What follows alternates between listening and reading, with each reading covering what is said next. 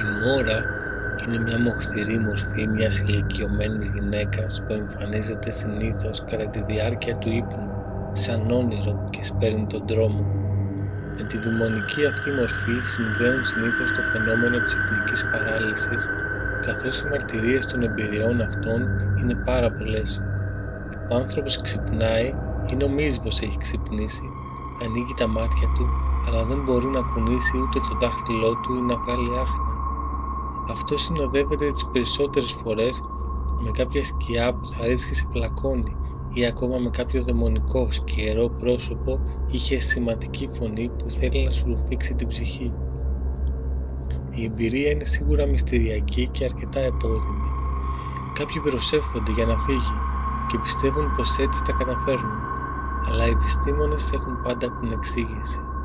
Η μόρα οφείλεται σε μια ανώμαλη μετάβαση από τον ύπνο στον ξύπνιο και τέτοια.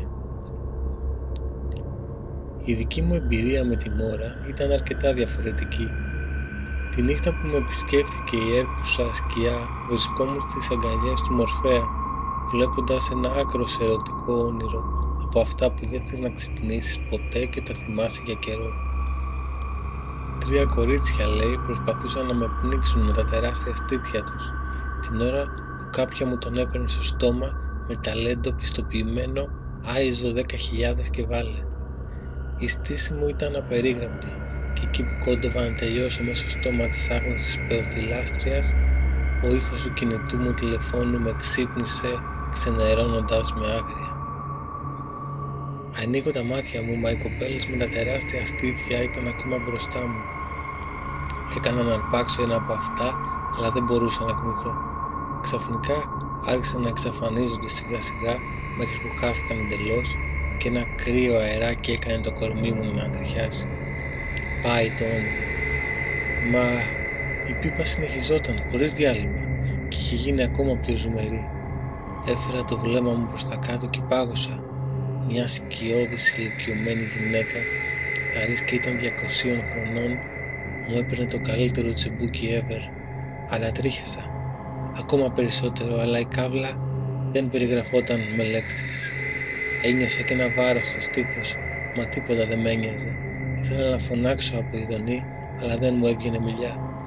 Σπατουλάριζε την ψωλή μου με τη δαιμονική της μακρουλή γλώσσα, καθώς μου χάιδευε στοργικά τα παπάρια. Για μια στιγμή φοβήθηκα μήπως όταν χαθεί πάρει τον μπούτσο μου μαζί της στον άλλο κόσμο, αλλά δεν με ένοιαζε.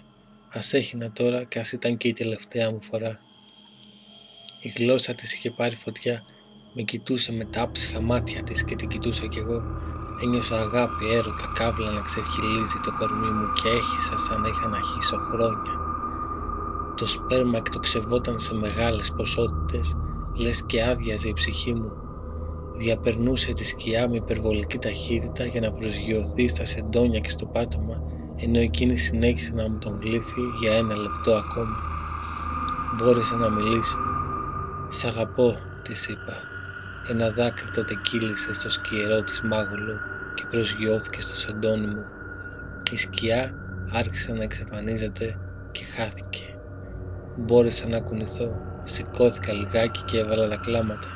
Τι τσιμπούκι ήταν αυτό, με στοιχιώνει μέχρι σήμερα, επισκιάζοντας όλες τις ερωτικές σχέσεις που είχα.